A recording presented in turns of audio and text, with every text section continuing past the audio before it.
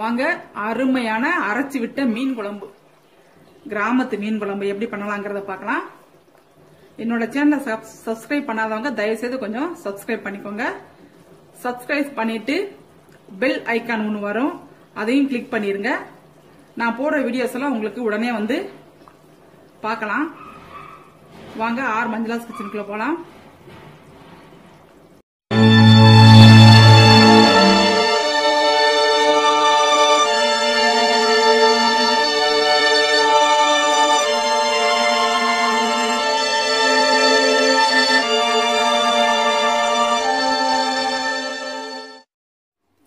Hi viewers, R Manjula's கிச்சனுக்கு உங்களை வரவேற்கிறேன். இன்னைக்கு நம்ம என்ன பார்க்க போறோம்னா ஒரு மீன் குழம்பு பார்க்க போறோம். நம்ம அம்மியில அரைச்சி ஆட்டுக்கல்ல ஆட்டி வைக்கிறதுக்கான மீன் குழம்பு பார்க்க போறோம். கிராமத்துல எப்படி வைப்பாங்கங்கறத மாதிரி இதுக்கு நான் மீன் வாங்கி பாருங்க, பாதி மீனை மசால் போட்டு பிரட்டி வச்சிருக்கிறேன். இது வந்து பொரிக்கிறதுக்காக பாருங்க, பாதி மீனை வெறும் இஞ்சி பூண்டு, கொஞ்சோண்டு காஷ்மீர் சில்லி பவுடர், ஒரு எலுமிச்சம்பழம் பிழிஞ்சி பிரட்டி எடுத்து வச்சிருக்கேன். பாருங்க, காஷ்மீர் சில்லி பவுடர் பிரட்டி போட்டு எடுத்து வச்சோம்னா நல்லா கொஞ்சம் கலர் கொடுக்குங்கிறதுக்காக பிரட்டி வச்சிருக்கிறேன். இப்போ கடாயை வச்சிருக்கிறேன். இதுல நம்ம மசாலா எல்லாம் போட்டுக்கலாம். ரொம்ப மசாலா ஒண்ணும் போடல. இன்னைக்கு நான் கடையில வாங்குற மசாலா பொடி தான் போட போறேன். அந்த மசாலா பொடிக்கும் சேர்த்து கொஞ்சம் நம்மளும் ஒரு கூட கொஞ்சம் பொடி தயார் பண்ணிக்கலாம். பாருங்க, காரத்துக்கு குண்டு வத்தல் போட்டிருக்கேன். 3 வத்தல் மட்டும் போட்டிருக்கேன். அதே மாதிரி கலருக்கு 2 காஷ்மீர் சில்லி. இது வந்து காம்போடையே போடலாம். இது கொஞ்சம் குழம்பு வந்து நல்லா கலர் கொடுக்கும், அதுக்காக போட்டிருக்கேன். இதை நம்ம இப்ப வறுத்துக்கலாம்.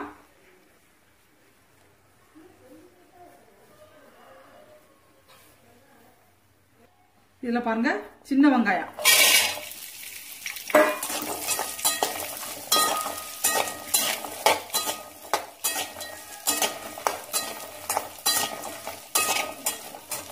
இந்த வத்தலோட சேர்ந்து அந்த வெங்காயம் கொஞ்சம் நல்லா வதங்கும். வத்தல் வந்து கொஞ்சம் சவசவன் ஆயிடும். இருந்தாலும் நம்ம அம்மியில ஆட்டுக்கல்ல ஆட்டுற பொழுது எல்லாம் சேர்ந்து நல்லா அரைப்பட்டுரும். இது கொஞ்சம் வதங்கட்டும். பாருங்க, இப்ப இதுல தேங்காய், இந்த அளவுக்கு ஒரு தேங்காய் எடுத்து நல்லா அதையும் கட் பண்ணி போட்டு அதையும் வதக்கிடலாம். நம்ம ஆட்டை தானே போறோம், அதனால பெரிய பெரிய பத்தியா கூட போட்டுக்கலாம். இதையும் வதக்கி விட்டுலாம். இதை 2-3 கருவேப்பிலை போட்டுக்கலாம்.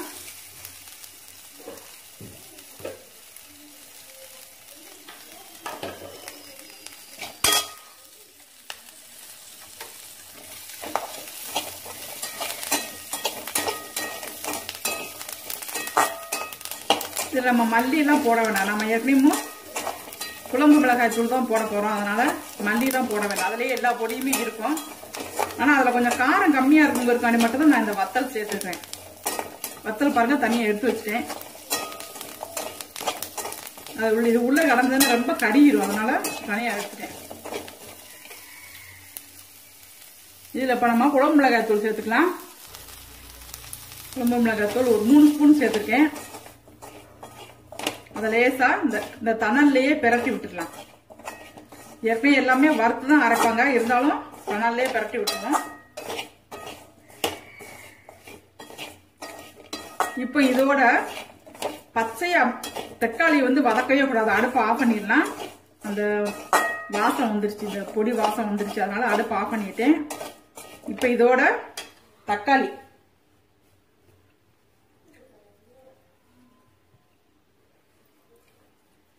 பழுத்த தக்காளி பாருங்க, 3 தக்காளி எடுத்து இதை நம்ம இதோட சேர்த்து ஆட்டிக்கலாம். பச்சையவே தான் ஆட்டணும். இது வதக்க வேண்டாம். வதக்கிட்டோம்னா நம்மளுக்கு வத்த குழம்பு மாதிரி இல்லாட்டி புளி குழம்பு மாதிரி ஆயிரும், அந்த டேஸ்ட் மாறிடும். அதனால இது அப்படியே பச்சையாவே போட்டு நம்ம இப்ப இத நான் போய் உரல்ல ஆட்டிட்டு வந்துடுறேன்.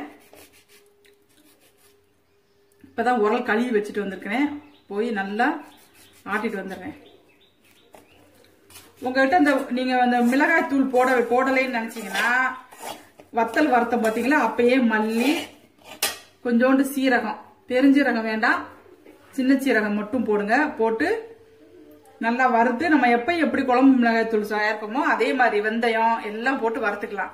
இப்ப இதுலயே எல்லா பொடியுமே இருக்குங்கிறதுனால நான் போடல. தாளிக்கும் போது வெந்தயம் இதெல்லாம் போட்டு தாளிச்சு வச்சிடலாம். இப்ப அதை நான் போய் ஆட்டிட்டு வந்துடுறேன். பாருங்க, நல்லா ஆட்டிட்டு வந்தேன். ரொம்ப நாள் கழிச்சு ஆட்டினால இந்த இடமெல்லாம் காந்தது பாத்தீங்களா. இது நம்ம அம்மியில இதுல ஆட்டுகள்ல ஆட்டினாத்தான் இப்படி கொஞ்சம் தெக்கா வரும். நம்ம மிக்சியில அரைச்சிட்டோம்னா ரொம்ப மையாயிரும். அது நல்லா இருக்காது, ஒரு மாதிரி கிரேவி மாதிரி ஆயிரும், குழம்பு மாதிரி வராது. இதை நான் உரல்ல கழுவி அந்த தண்ணியை எடுத்துட்டு வந்துட்டேன். அந்த உரல் கழுவி அந்த தண்ணி எடுத்தாதான் நம்மளுக்கு டேஸ்டேவும். பாருங்க, நான் மண் சட்டி வச்சிருக்கிறேன். மண் சட்டி சூடாகவும் இன்னும் கொஞ்சம் இதெல்லாம் எண்ணெய், நம்ம மண் சட்டி இப்ப பிளங்க இப்படிதான் பாத்தீங்களா, அதுவா எண்ணெய் சுரக்குன்னு சொல்லுவாங்க. அது நல்லா எண்ணெய் இழுத்து வச்சிருக்கோம், அதனால அவ்வளவு சீக்கிரமா இதுல பிடிக்கவே செய்யாது. பாருங்க, இப்போ நல்லெண்ணெய் ஊத்திருக்கிறேன்.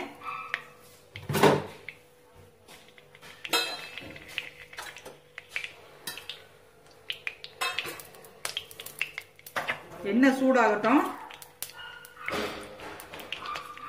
ஒரே ஒரு வத்தல் பிச்சு போட்டுக்கலாம்.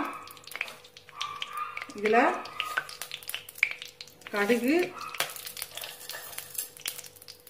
உளுந்து, வெந்தயம் மட்டும் கொஞ்சம் கூட போடுங்க. சீரகம் ஒரு 1/4 டீஸ்பூன். நல்லா பொரியட்டும்.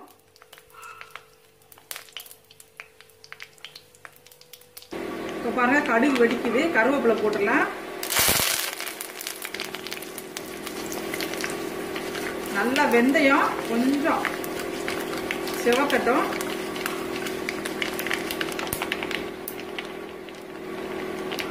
இப்போ பெரிய வெங்காயம், ஒரு வெங்காயம் கட் பண்ணி போட்டுக்கலாம்.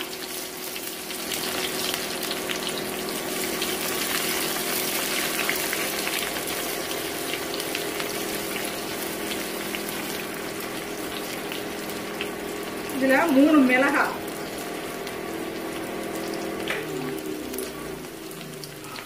மிளகாவை இப்படி கீறி போட்டுக்கலாம். அது சிம்னி ஓடினது, அப்படி சத்தம் கேட்டது. அது சிம்னி பக்கத்துல கேமரா இருக்கிறதுனால அப்படியே அந்த சவுண்ட் கேட்குது. அதான் ஆஃப் பண்ணிட்டேன். இப்ப பாருங்க, நல்லா இதை நம்ம வதக்கிக்கலாம். இது கொஞ்சம் வதங்கவுமே நம்ம அரைச்சு வச்ச மசாலா ஊத்திடலாம். இந்த அளவுக்கு வதங்கினா போதும்.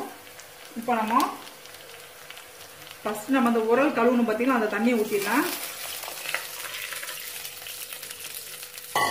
அதுக்கப்புறமா இந்த மசாலாவை போட்டு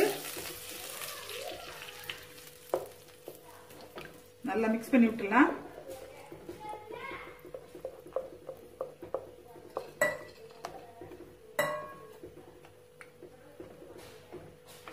நல்லா இதை மிக்ஸ் பண்ணி விட்டுட்டு இந்த குழம்புக்கு தேவையான பொடி உப்பு போட்டுடலாம்.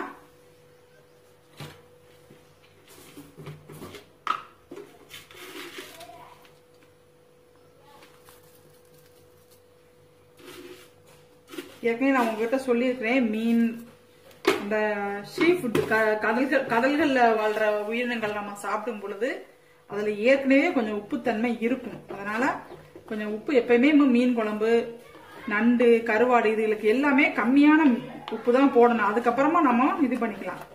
இப்ப இதுல புளித்தண்ணி நான் சேர்ந்து ஊத்திடுறேன். நான் புளிய கொஞ்சோண்டு வெந்நீல கொதிக்க வச்சிருக்கேன் பாருங்க. அதனுடைய சக்கை இல்லாம அப்படி நம்ம இருத்து ஊத்திடலாம்.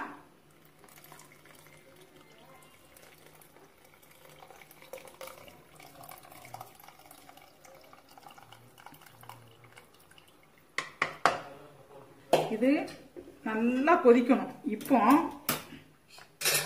இந்த மீன்ல கொஞ்சம் கொழுப்பு இருக்கும். இந்த என்ன சொல்லுவாங்க, இந்த என்ன மீன் இது, பாறை, செம்பாறை மீன் சொல்லுவாங்க. அந்த மீன்ல இருக்க கொழுப்பு பாருங்க, இது இதுல போட்டுடலாம் முதல்ல. இது நல்லா கொதிச்சு வந்தா எண்ணெய் பிரிஞ்சு நல்லா எண்ணெய் மேல மிதக்கும். அது நல்லா நம்மளுக்கு குழம்புக்கு ஒரு டேஸ்ட கொடுக்கும். எப்படி கறி குழம்புல அந்த உதப்பின்னு ஒண்ணு போடும் பாருங்க, கொழுப்பு மாதிரியே இருக்கும், நீள நிலமாவும் நல்லா. ஆனா கரைஞ்சிரும். கட்டி கொழுப்பு வந்து கரையாது, இந்த கொழுப்பு வந்து ஈஸியா கரைஞ்சிரும். நம்ம குழம்பெல்லாம் இறக்கிக்கும் போது லாஸ்டா போடுவோம் பாத்தீங்களா, அதே மாதிரிதான் இதுவும். இதை நம்ம ஃபர்ஸ்டே போட்டுருவோம். பாருங்க, நான் கரெக்டா தண்ணி எல்லாமே ஊத்தி உப்பு எல்லாம் டேஸ்ட் பார்த்துட்டு இதை நம்ம மூடி வச்சிடலாம். மூடி வச்சுட்டு நான் ரைஸ் குக்கர்ல கொஞ்சம் சாப்பாடு வச்சுட்டு வந்துடுறேன். அதுக்கப்புறமா இது நல்லா கொதிக்கட்டும். லாஸ்டா நம்ம மீனை போடலாம்.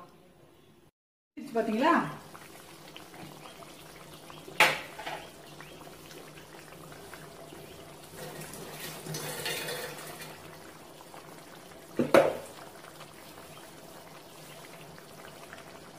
இப்போ நம்ம மீன் எடுத்து போட்டுடலாம்.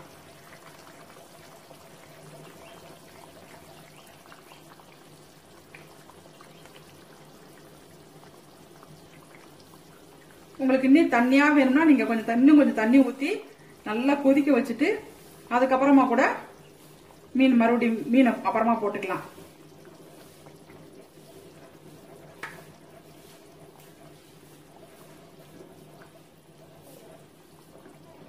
இது நான் இஞ்சி பூண்டு பேஸ்ட் இதெல்லாம் எலுமிச்சம்பழம் எல்லாம் ஏன் போட்டு வச்சிருக்கேன்னா, இந்த மீன் வந்து கொஞ்சம் மண்ணு வாட அடிக்கிற மாதிரி இருக்கும்.